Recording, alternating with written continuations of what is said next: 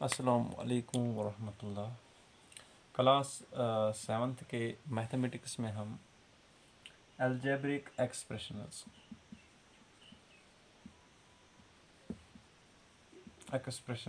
Chapter यानी जो कि 12th चैप्टर है, उसमें हमने पहले 2 क्वेश्चन एक्चुअली मुकम्मल किए थे। आज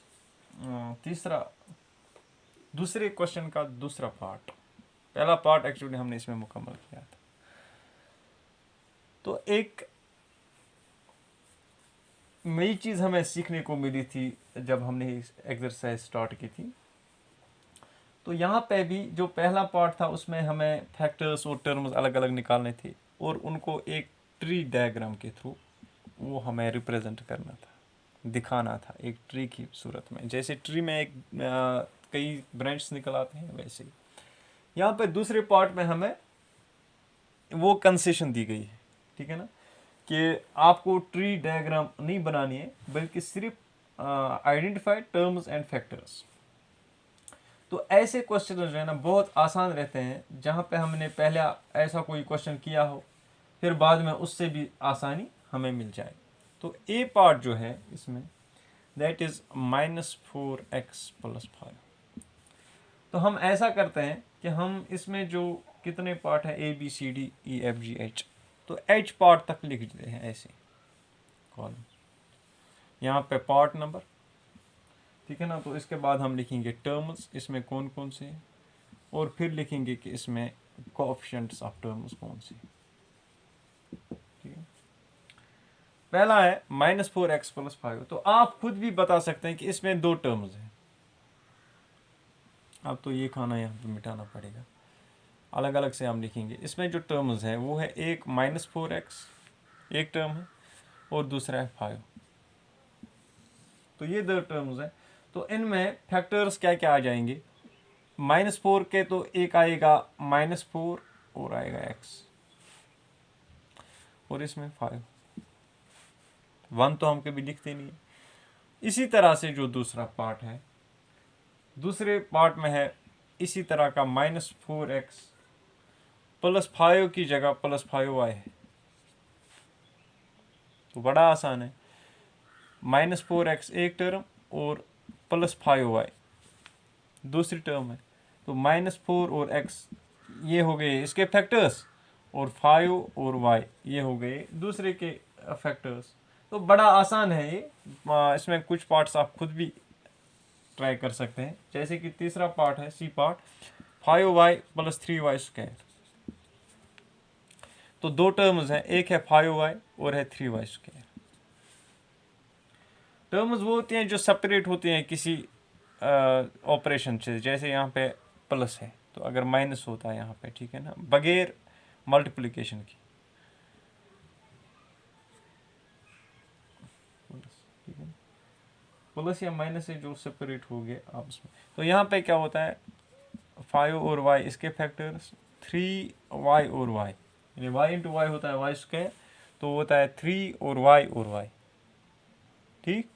इसी तरह से जो और पार्ट्स है इसमें, अब ज़्यादा इसमें मेहनत की भी ज़रूरत नहीं है, एक बार सीख लिया कोई चीज़ इंसान ने। तो चौथा और पांचवा पार्ट हम यहीं पे छोड़ देते हैं, छठा पार्ट मैं आपको दिखाता हूँ क्योंकि इसमें 1.2 दिया गया है, इसलिए ए बी माइनस है 2.4 बी प्लस है 3.6 ए। तो 3 टर्म्स हैं यहाँ, एक है 1.2 ए बी, दूसरी टर्म है -2.4 बी और तीसरी है 3.6 ए। तो फैक्टर्स तीनों के क्या है, इसमें एक तो 1.2 है एक फैक्टर, दूसरा है ए और तीसरा है बी। दूसरी में जो 3 फैक्टर्स है वो कौन कौन से हैं, एक है -2.4 और दूसरा है बी। तीसरे में 3.6 और ए। तो ये है अलग अलग से फैक्टर्स। तो बड़ा आसान क्वेश्चन है। तो इसमें जो रिमेनिंग पार्ट्स है वो आप खुद कर लेंगे। इसके बाद जो नहीं, एक पार्ट में फिर भी दिखाता हूँ, एच पार्ट जो इसमें है।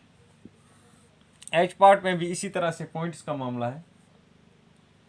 या फिर जी पार्ट में चूंकि डिवीजन में दिया गया है, एक है ये जी पार्ट में भी आपको दिखा रहा हूँ, ठीक है ना।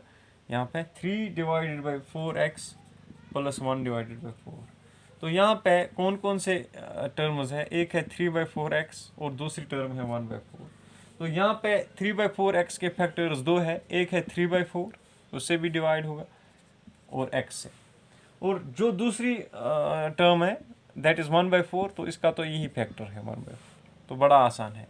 इसी तरह से जो h पार्ट है, h पार्ट में बिल्कुल जैसे कि हमें e पार्ट जो हमने किया था, f पार्ट जो हमने किया था, तो उसमें से जैसे पॉइंट्स में दिया गया था ऐसे ही h पार्ट में दिया गया है 0.1 p स्क्वायर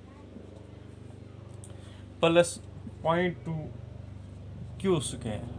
तो दो टर्म्स हैं इसमें, एक है 0.1 p स्क्वायर और दूसरा है 0.2 q स्क्वायर, ठीक है ना। तो यहाँ पे अगर हम दो तरीके हैं एक्चुअली हमें यहाँ पे लिखने के, हम ऐसे भी लिख सकते हैं 1/10 p स्क्वायर, या लिख सकते हैं 1/2/10 q स्क्वायर इसके बदले।